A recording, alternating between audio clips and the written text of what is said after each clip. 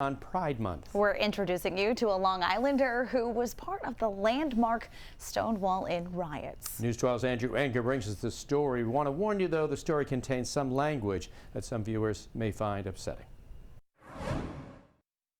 The Stonewall Inn looks a lot different today than it did 53 years ago, when then 17-year-old Rusty Rose went to the Greenwich Village gay bar with a friend.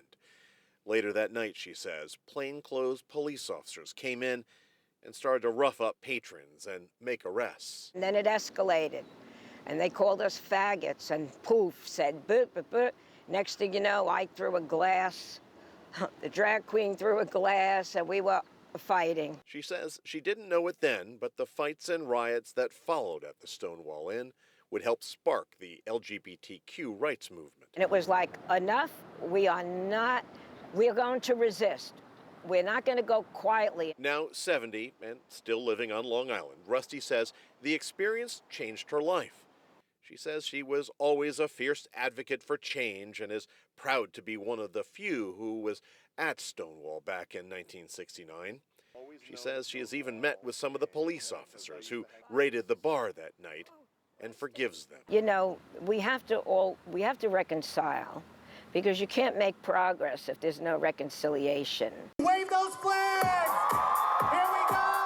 Today, she's proud that Pride celebrations are out in the open and LGBTQ rights are better.